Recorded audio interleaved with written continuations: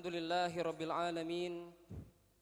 Alhamdulillahilladzi anzala ala abdihil kitaba wa lam yaj'al lahu 'iwaja qayyiman liyundhira ba'san shadidan min ladunhu wa yubashshiral mu'minin alladhina ya'maluna as-salihati anna lahum ajran hasana. Allahumma salli ala Muhammad wa ala alihi wa ashabihi wa man tabi'ahum bi ihsanin ila yaumiddin. Amma ba'd. A'udzu billahi minasyaitonir rajim. Bismillahirrahmanirrahim. Ar-Rahmanu 'allamal Qur'an, khalaqal insana 'allamahul bayan. Subhanaka la ilma lana illa ma 'allamtana innaka antal alimul hakim. Subhanaka la ilma lana illa ma 'allamtana innaka antal alimul hakim. Subhanaka la ilma lana illa ma 'allamtana innaka antal alimul hakim. Rabbi zidni ilma. Fa inna asdaqal haditsi kitabullah wa khairul hadi Muhammadin sallallahu alaihi wasallam. Jamaah tarawih rahimakumullah. Hari ini kita sudah genap 8 hari berpuasa dan malam ini masuk ke malam yang ke-9. Mumpung belum terlalu jauh, mari kita evaluasi diri, apakah di 8 hari ke belakang ini siamnya kita, qiyamnya kita sesuai dengan apa yang Allah atau Rasulnya ajarkan, atau bahkan telah melenceng dari rel yang telah Allah gariskan. Dalam sebuah riwayat dari Abu Hurairah yang diriwayatkan oleh Imam Bukhari dan Muslim, Rasulullah SAW bersabda, An Abi Hurairah radhiyallahu anhu qala Rasulullah sallallahu alaihi wasallam, man shama ramadhana imanan wa ihtisaban ghufira lahu ma taqaddama min dhanbihi wa man qama ramadhan imanan wa ihtisaban ghufira lahu ma taqaddama min dhanbihi. Hadis riwayat Bukhari dan Muslim.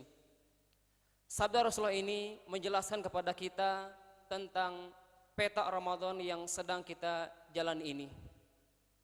Dua hadis ini redaksinya hampir sama, namun beda di awalnya, yaitu dengan perkataan man shoma Ramadan dengan man qama Ramadan. Barang siapa yang berpuasa di siang hari, wa man qama Ramadan, dan barang siapa yang menghidupkan malam Ramadhana selama bulan Ramadan.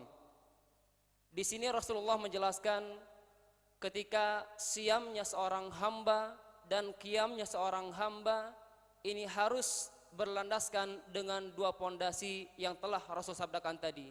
Siamnya kita, qiyamnya kita ini harus karena imanan wa ihtisaban. Karena dasar iman kepada Allah Subhanahu wa taala, wa ihtisaban, dan hanya mengharapkan pahala dari Allah Azza wa Jalla. Maksud dari kata imanan di hadis ini adalah di mana siamnya kita, qiyamnya kita harus memenuhi syarat diterimanya sebuah amalan, yaitu yang pertama mabniyatun 'alal ikhlas. Siamnya kita ini, qiyamnya kita ini harus karena ikhlas lillahi ta'ala. Ikhlas mananya adalah murni. Ikhlas maksudnya adalah kita murnikan, kita fokuskan segenap ketaatan kita hanya untuk Allah Subhanahu wa taala. Dan ikhlas ini dimulai dengan benarnya seorang hamba dalam berniat. Niat belum diamalkan sudah mendapatkan pahala, tapi sebaliknya jika ada sebuah amal tanpa niat maka sia-sia saja. Ini poin yang pertama, niat atau keikhlasan kita murnikan siamnya kita ini, qiyamnya kita ini hanya untuk Allah Subhanahu wa taala. Di hadis yang lain Rasulullah mengatakan, kullu amal ibni Adam yudha'aful hasanah bi asyri amsalha ila sab'i mi'atin. Wa qala Allah azza wa jalla, illa shaum fa innahu li wa ana ajzi bihi. Semua amal anak Adam itu pahalanya Allah berikan 10 kebaikan sampai 700 kebaikan. Illa siyam, kecuali ibadah siyam, fa innahu li, ini adalah milikku kata Allah. Maksudnya adalah Jika kita rasakan di antara 5 rukun Islam, kira-kira mana yang kita rasakan yang paling ikhlas yang kita persembahkan? Syahadatain, ataukah sholat, ataukah zakat, ataukah haji umroh, ataukah puasa? Di antara 5 rukun ini ternyata yang paling ikhlas yang kita lakukan adalah ibadah siam. Kalau syahadatain mungkin seorang mu'alaf mengucapkannya, banyak orang mengetahui dia sedang beriqrar syahadat. Kalau sholatnya mungkin bisa diketahui dari ruku dan sujudnya.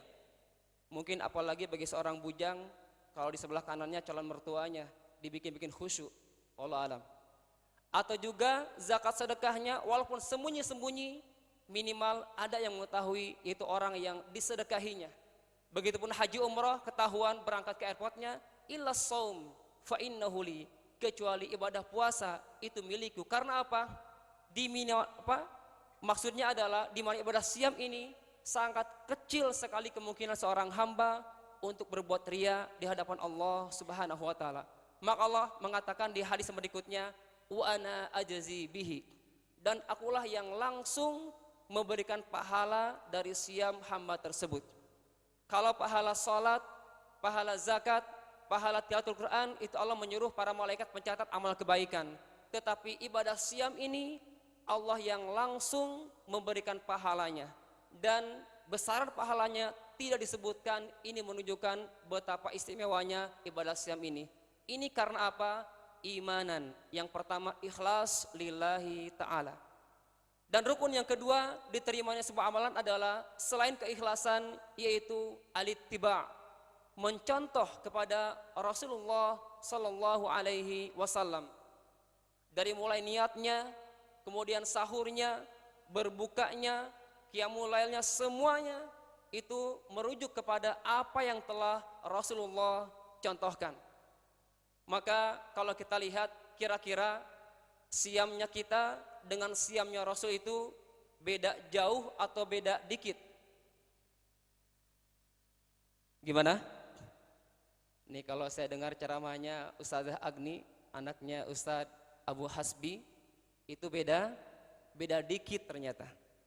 Kalau kita ini dikit-dikit tidur, kalau Rasulullah sedikit tidurnya. Kita ini sedikit baca Quran, kalau Rasul dikit-dikit baca Quran. Rasul itu tidurnya pun zikir, kalau kita zikirnya ketiduran. Ini beda sedikit ternyata antara kita dengan Rasulullah sallallahu alaihi wasallam. Ini semuanya siamnya kita, qiyamnya kita harus karena imanan, dengan maksud ikhlas lillahi ta'ala walittiba, mencontoh Rasulullah sallallahu alaihi wasallam. Pondasi yang kedua, di mana siamnya kita, qiyamnya kita ini harus berlandaskan karena ihtisaban, yaitu mengharapkan pahala hanya dari Allah Subhanahu wa taala. Dan pahala yang paling mulia, yang paling terbaik Allah berikan adalah bukti ridhonya Allah, bukti rahmatnya Allah, yaitu dengan dimasukkannya hamba tersebut ke dalam surga Allah Subhanahu wa taala. Maka kadang saya pernah merenung, dulu waktu di pesantren sering dikumandangkan sebuah syair, biasa dibacakan setelah azan maghrib. Ilahi lastunil firdausi ahla. Lanjutkan. Wala aqwa alan naril jahimi. Setelah saya paham, ternyata itu sebuah syair saja, dan isinya ternyata bertolak belakang dengan Quran dan Sunnah Rasulullah Sallallahu Alaihi Wasallam. Kalau kita lihat dari segi makna saja, Ilahi Allah, lasulil firdausi ahla, hamba tidak layak menjadi penghuni surga firdaus. Wala aqwa alan naril jahim, dan hamba tidak kuat untuk dimasukkan ke dalam neraka jahanam. Lantas mau di mana? Apakah ada tempat di antara surga dan neraka? Tidak ada. Maka ketika bermunajat atau berdoa harus jelas. Rasul menganjurkan, idza sa'alta jannah fas'al firdaus. Jika engkau memohon surga, maka mintalah surga firdaus. Kenapa demikian? Fa innahu a'lal jannah wa awsatul jannah wa minhu tafajjur anharul jannah wa fawqahu arsyur rahman. Dengan 4 alasan kita diminta untuk minta firdaus kepada Allah. Dengan alasan yang pertama, fa innahu a'lal jannah, Firdaus itu adalah surga yang paling tinggi. Wa awsatul jannah, surga yang paling pertengahan. Wa minhu tafajjaru anharul jannah, darinya terpancar sungai-sungai dari Firdaus tersebut ke surga yang lainnya. Wa fauqahu arsyur rahman, dan di atasnya terdapat arasnya Allah Subhanahu wa taala. Sungguh sangat mulia jika kita termasuk golongan orang-orang yang dimasukkan ke dalam surga Firdaus. Amin amin ya rabbal alamin. Imanan wahtisaban. Maka ketika siamnya kita, qiyamnya kita selama Ramadan penuh dengan dasar imanan wahtisaban, maka kita akan menggapai garis finishnya, golnya siam kita, golnya qiyam kita, yaitu ghufirallahu ma taqaddama min dzambi. Inilah garis akhir kita. Inilah garis akhir dari ibadah siam dan qiyam kita, yaitu ghufirallahu ma taqaddama min dzambi. Diampunkan baginya segala dosa yang telah lalu. Mungkin bisa jadi selama 11 bulan ke belakang kita pernah hilaf, kita pernah berbuat dosa, maka dengan atmosfer Ramadan ini, dengan ibadah siam dan qiyam ini, kita minta pada Allah SWT agar diampunkan segala dosa, segala kesalahan yang telah lalu. Namun ada satu hal yang perlu kita garis bawahi, kecuali dosa-dosa yang berkaitan dengan hak Adam. Maka belum cukup dengan hal seperti ini, ada syarat yang baru, yaitu raddul mazalim. Kita harus mengembalikan hak yang terampas, mengembalikan hak yang terambil. Mungkin dulu Bapak atau sahabat-sahabat yang pernah mengalaminya, atau biasanya di usia SMA pernah melakukan darmaji. Atau darmaji Pak? Dahar 5 ngaku hiji. Nah, itu bahasa Sundanya. Terjemahkan silakan. Ya, ngambil 5 ngaku cuma 1. Ah, itu kan bukan haknya. Maka sekecil apapun, mohon maaf, ini adalah bukan hak kita. Sekecil apapun makanan yang masuk ke dalam tubuh kita, jika ini bukan hak kita, maka inilah mungkin yang menyebabkan tersendatnya, terkabulkannya doa-doa kita. Di hadis Rasul mengatakan, kullu lahmin nubita min sukhtin fannaru aula bihi. Setiap daging yang tumbuh dari yang haram, baik itu zatnya maupun cara mendapatkannya, fannaru aula bihi, maka nerakalah yang layak bagi daging tersebut. Na'udzubillah, summa na'udzubillah. Maka dengan keyakinan setelah kita mengetahui peta Ramadan kita, siamnya kita, qiyamnya kita selama Ramadan ini, dengan dasar imanan wahtisaban, dengan harapan diampunkan segala dosa-dosa yang telah lalu. Amin amin ya rabbal alamin. Satu lagi sebagai motivasi, ternyata Allah Subhanahu wa taala telah memberikan karunia Ramadan ini sangat besar sekali. Terbukti dalam sabda Rasulullah sallallahu alaihi wasallam, "Idza ja'akum Ramadan futtihat abwabul jannah wa ghulliqat abwabun nar wa suffidat asyayatin." Dari segi makna saya yakin jemaah sudah pada paham semuanya. Jika telah datang kepada kita Ramadan, maka akan kita raih 3 karunia. Di antaranya adalah futtihat abwabul jannah, dibukakan bagi kita pintu-pintu surga. Maksudnya apa? Di mana Allah Subhanahu wa taala memberikan kemudahan-kemudahan kepada kita dalam menjalankan ketaatan kepada Allah Azza wa Jalla. Kita merasakan sendiri begitu semangat ketika Ramadan datang, baca Qur'annya, salat qiyamnya dan sebagainya. Karena apa? Di sini Allah memberikan kemudahan-kemudahan kepada kita. Karena apa? Ternyata alasannya diantaranya adalah unsur bumi, unsur dunia ini kita tekan sehingga unsur langitnya melejit ke atas.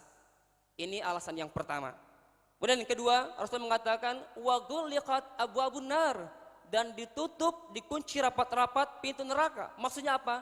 Di mana Allah Subhanahu wa taala memalingkan jiwa kita, memalingkan diri kita untuk bermaksiat di hadapan Allah Subhanahu wa taala. Karena dengan ibadah siam, ini ibadah dalam rangka mengasah diri kita ini untuk memiliki sikap al-muraqabah, merasa dipantau oleh Allah, merasa dilihat oleh Allah. Karena ibadah siam ini yang tahu hanyalah kita dan Allah saja. Dan kualitas ibadah siam ini yang tahu hanya kita dan Allah saja. Dan yang terakhir, wasufidat asyayatin, yaitu dibelenggunya setan-setan. Maksudnya apa? Allah melumpuhkan kekuatan mereka sehingga mereka tidak berdaya dalam menggoda manusia, terutama as-shaimun was-shaimat. hadanallahu wa iyyakum ajmain. Subhanakallah bihamdik asyhadu an la ilaha illa anta astaghfiruka wa atubu ilaik. Akhirul kalam. Assalamualaikum warahmatullahi wabarakatuh.